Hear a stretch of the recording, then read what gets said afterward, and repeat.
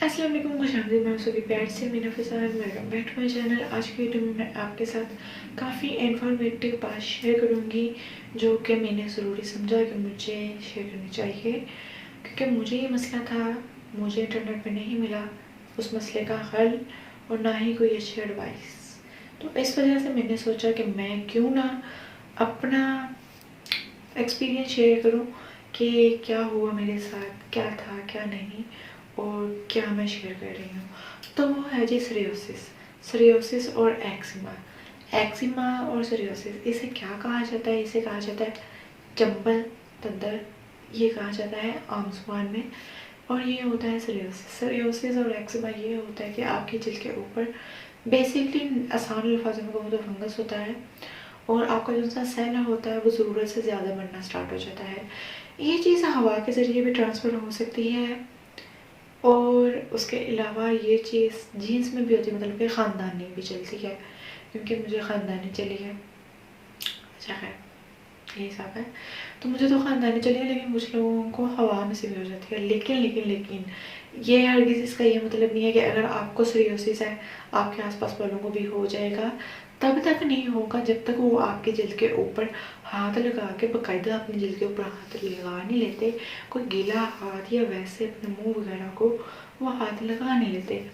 आप हाथ लगा सकते हो उस इंसान को जिसे सोरियासिस या एक्जिमा है, लेकिन आप अपनी एहतियात करो कि आप अपने हाथ वगैरह को धो लो। ये नहीं कि आप वैसे ही अपने हाथ पे जर्म्स ट्रांसफ़र कर लो, ठीक है? क्योंकि ये छोटी सी एहतियात तो हर जगह पे करनी पड़ती है। तो मुझे सोरियासिस हुआ था। ये सोरियासिस कैसे होता है, क्या चक्कर होता है, ये भी मैं आपको बताती हूँ। छोटा सा कोई भी जिस्म का हिस्सा, वहाँ पर ना खुश्की बनती है, ठीक है? इतना सा हिस्सा होता है, वहाँ पर बनती है जी खुश्की। पहले ना थोड़ा सा वो लाल हो जाता है, फिर खुश्की बन जाती है, फिर आपको उसके ऊपर ख़ारिश होती है, जलन होती है। फिर जब आप उस पर ख़ारिश करते हो तो फिर उसमें से ब्लड भी निकलता है कभी कभार, या एक अजीब किस्म का पानी सा निकलता है और वो बहुत तकलीफ दे होता है, बहुत तकलीफ दे अमल। कि उसके बाद आपको पानी भी जलन करता है तकरीबन, बहुत ज़्यादा, बहुत बहुत बहुत ज़्यादा। और ये ऐसे भी होता है, ये बीमारी बढ़ भी जाती है, ये बीमारी कम भी रहती है। डिपेंड करता है इंसान पे या इस बीमारी पे कि ये कितनी जल्दी आगे जाएगी और किस तरह से आगे जाएगी, वरना तो ये रुक जाएगी। और एक बात जो दाल हकीकत है वो ये कि सोरियासिस और एक्जिमा कभी भी ख़त्म नहीं होता। ये कभी भी आपकी ज़िंदगी से जा नहीं सकता। अगर ये एक बार आपकी ज़िंदगी में आ गया, या आपकी ज़िंदगी से जा नहीं सकता, आप इसे सिर्फ कंट्रोल कर सकते हो, बीवी या शोहर की तरह आप सिर्फ इसे कंट्रोल कर सकते हो। ये आपकी ज़िंदगी से मुकम्मल तौर पे नहीं जा सकता, ठीक है? तो मैं डर्माटोलॉजिस्ट के पास गई। मुझे कहाँ से स्टार्ट हुई थी? मुझे स्टार्ट हुई थी जी प्राइवेट एरिया, मतलब कि मेरे जिस्म के कुछ ऐसे हिस्सों पर जो कि मैं थोड़ा सा बता देती हूँ।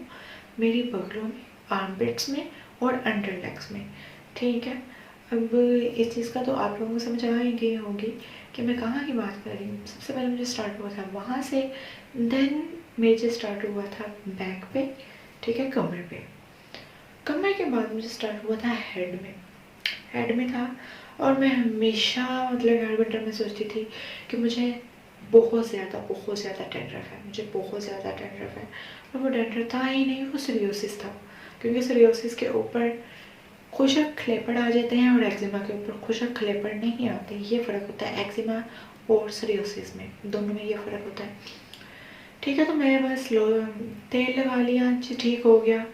मुझे कुछ भी नहीं है, सिर्फ वही क्या खुश्की है, डैंड्रफ है, ये सोच रही थी, लेकिन ऐसा नहीं था, बाद में पता चला। उसके अलावा बॉडी के ऊपर भी जब था तो लोशन लगाती थी, ठीक हो जाता था। मैंने सोचा ऐसा होता है कि समटाइम्स, काफ़ी दिनों से सुना ड्राई स्किन के ऊपर ये इशू होता है कि अगर लोशन ना लगाओ तो बड़ा मसला हो जाता है। तो इस वजह से मैंने लोशन लगाया था, ठीक होगी। मैंने कहा चलो जी, ज़्यादा मसला नहीं है, कौन डॉक्टर के पास जाए, बाहर बात पे मुँह चुप कर डॉक्टर के पास तो नहीं ना जाया जाता। तो इस वजह से मैं बैठी रही। लेकिन अब 2 साल बाद वो चीज़ मेरे मुँह पे आ गई, ठीक है? अब तो काफ़ी हद तक रिकवर है, वरना यहाँ पे थी यहाँ पे थी मेरा ये सारा इतना मुंह भर चुका हुआ था सिलियोसिस से। पहले वो ईयर पे आई, ईयर से यहाँ पे सारे आ गई थी। अल्हम्दुलिल्लाह अल्हम्दुलिल्लाह अल्हम्दुलिल्लाह काफ़ी बेहतर हो गई मैं, ठीक है। जस्ट बिकॉज मैं एक अच्छे डर्माटोलॉजिस्ट के पास चली गई, क्योंकि पहले भी मैं 2 डर्माटोलॉजिस्ट के पास गई थी जो कि गवर्नमेंट हॉस्पिटल के थे और बेकार थे बिल्कुल, ठीक है। आपकी ज़िंदगी है, आपकी सांसें हैं, आप अपनी सांसों पे नहीं लगाओगे तो किस पे लगाओगे? लोगों पे लगाओगे जो आपके जनाजे की बिरयानी बस खा के चले जाएंगे। इसलिए आप एक अच्छे अपने इस्ताद के मुताबिक प्राइवेट हॉस्पिटल से चेकअप करवा लो और उस वहाँ से आप प्रिस्क्रिप्शन लो, वहाँ से आप डॉक्टर की राय लो। ये क्या करना है, मेरे पास एक क्लिनिक है जो कि खुद कंपाउंडिंग करता है, मतलब कि खुद क्रीम बना के देता है। वो डॉक्टर ऐसा है कि वो देखने की 500 रुपये फ़ीस लेता है और उसके अलावा वो खुद ही बना के देता है और उसकी चीज़ें महंगी होती हैं। तो मैंने वो नहीं किया, हराम का पैसा थोड़ी है यार। तो इस वजह से मैं उस डॉक्टर के पास गई जो मेरे स्टाफ के ऊपर भी आता था और मुझे मसला भी नहीं था उसे दिखाने में। स्टाफ वाज क्वाइट नाइस, मैं काफ़ी इम्प्रेस हुई उस चीज़ से। मुझे उसने क्या रिकमेंड किया मैं वो आपको शेयर कर रही हूँ, ताकि अगर आप में से कुछ लोग काफ़ी स्वेयर कंडीशन में हैं और डॉक्टर के पास नहीं जा सकते किसी भी वजूहत की वजह से, तो उनकी हेल्प आउट हो जाए, ठीक है। तो लेकिन हाँ, यहाँ पे मैं एक डिस्क्लेमर देती चलूँ कि हर इंसान का एज फैक्टर डिफरेंट होता है, जेंडर डिफरेंट होता है, कंडीशन डिफरेंट होती है, बॉडी वेट सब कुछ मुख्तलिफ होता है। तो इस वजह से मैं ये नहीं कहूँगी कि अगर आपको है तो आप यही इस्तेमाल करो। मेरे कहने का मकसद ये है कि मैंने ये इस्तेमाल किया है, मैं अपना एक्सपीरियंस शेयर कर रही हूँ।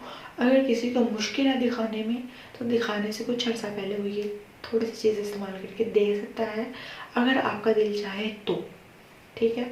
वरना आप डॉक्टर के पास लाजमी जाओ, डॉक्टर के पास लाजमी जाना आपका ज़रूरी है, वरना तो ये मसला ज़्यादा हो जाएगा। क्योंकि मेरे कज़न को पूरे जिस्म पर है और ये बहुत बड़ा मसला बन चुका हुआ है कि मुकम्मल उसकी बॉडी के ऊपर एक्जिमा है, ठीक है। तो जी जल्दी से मैं स्टार्ट करती हूँ कि मुझे क्या क्या प्रोडक्ट रिकमेंड किए थे, डर्माटोलॉजिस्ट ने क्या क्या दिया था। सो जी सबसे पहले आता है जी ये है जी सनब्लॉक, यूवेल का सनब्लॉक है ये, क्योंकि मैं कोई दूसरा सनब्लॉक नहीं यूज़ कर सकती थी। और उसके अलावा मैं अभी आपको ना बैग दिखाती हूँ जिसमें बाकी प्रोडक्ट्स पड़े हैं मेरे। ये है जी मेरा बैग जिसमें बाकी सारे प्रोडक्ट्स पड़े हैं, तो वो मैं दिखा देती हूँ कि क्या क्या डॉक्टर ने मुझे रिकमेंड किया था। क्योंकि मेरे हेड में भी थी, ज़ख़म थे, क्लेपर थे, ठीक है। तो जलन करता था शैम्पू, उसके अलावा साबुन भी, पानी भी। तो फिर उन्होंने ये रिकमेंड किया था कि मैं ये लगाऊँ, 15 मिनट लगा के रखूँ, थोड़ी सी चाक लगाऊँ और लगाना सिर्फ इसे जड़ों में है, बाकी वालों पे नहीं लगाना।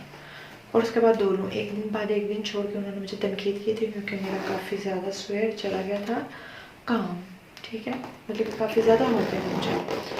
उसके अलावा जो उन्होंने मुझे और चीज़ दी थी सिर में लगाने के लिए, वो दी थी ये है जी प्रोवेट एस लोशन। ये प्रोवेट एस लोशन है जो कि उन्होंने मुझे दिया था और ये दिन में 2 दफ़ा लगाना था अपने सिर में, ठीक है, सुबह शाम ये दिया था। उसके अलावा मुतासरा जगह पर लगाने के लिए उन्होंने जो मुझे ट्यूब दी थी वो ट्यूब थी जी ये ब्रेड हील, ठीक है। ये ब्रेड हील ट्यूब दी थी उन्होंने मुझे, जैसे कि प्रिस्क्राइब की थी, ली तो जाहिर सी बात है मैंने बाहर से ली। ब्रेड हील ट्यूब दी थी मुतासरा जगह पर लगाने के लिए और इन चीज़ों से अल्हम्दुलिल्लाह अल्हम्दुलिल्लाह मुझे काफ़ी जल्दी फ़र्क पड़ा। बहुत ख़राब हो गई थी मेरी कंडीशन, बहुत, मैं रोने लग गई थी, यकीन माने आप, ठीक है। अब दो चीज़ें रह गई हैं वो मैं आपको दिखा देती हूँ जल्दी से, क्योंकि वीडियो काफ़ी लंबी हो गई लेकिन इन्फॉर्मेटिव भी थी। सो इस वजह से मेरा काम है कि इन्फॉर्मेटिव वीडियो बता लूँ। ये है जी मेटाफिल का मॉइस्चराइज़र, क्योंकि मेरी स्किन सुपर ड्राई है। अगर आपकी स्किन ड्राई नहीं है तो आप मॉइस्चराइज़र स्किप भी कर सकते हो, वरना तो आप जेन फार्म का डर्माइव मॉइस्चराइज़र ले सकते हो फॉर ऑयली स्किन वाला, वो भी अच्छा है, ये बहुत अच्छा है। इसका रिव्यू ऑलरेडी अपलोडेड है, आई बटन पे लगा दूँगी वीडियो, तो देख लीजिएगा डिटेल वीडियो, सही है। और उसके अलावा उन्होंने मुझे पूरी बॉडी के ऊपर लगाने के लिए दिया था ये ऑइंटमेंट, ठीक है। ये ऑइंटमेंट उन्होंने दिया था मुझे पूरी बॉडी पे लगाने के लिए ताकि मज़ीद ज़्यादा ना हो। तो मेरे आर्म्स पे भी ट्रांसफ़र हो रहा था यहाँ पे, तो मैंने ये लगाया पूरे जिस्म के ऊपर, क्योंकि सर्दियाँ हैं। हाथ पे थोड़ी सी लेकर उससे रब करके हैंड के दरमियान, ठीक है, मैं इसे लटका लूँ ज़रा, फिर बताती हूँ। हाथ के दरमियान ऐसे रख करके मैंने पूरे जिस्म के ऊपर इसे लगाया। उसने कहा कि आपने अपने जिस्म को खुशक नहीं रखना, इसी के साथ तर रखना है। नहाने के बाद तो फ़ौरन और वैसे भी रोज़ रात को लाजमी लगाना और बाकायदगी से चीज़ें इस्तेमाल करना, असर मिल जाएगा। और ऐसा ही हुआ, बहुत अच्छा मुझे रिज़ल्ट मिला, अच्छे नतीजे मिले। और ये थी मेरी आज की वीडियो। आई होप बहुत से लोगों की इससे हेल्प आउट हुई होगी। अगर किसी को ये मसला ना भी होला, ना ही करे हो, लेकिन फिर भी आपकी नॉलेज में इजाफा हुआ होगा, आपके करीबी प्यारों में किसी को भी ये मसला हो तो आप उसे लाजमी जल्दी से इन्फॉर्म कीजिए ताकि वो नुकसान से बच सके जल्द से जल्द। सो या thank you so much, love you all.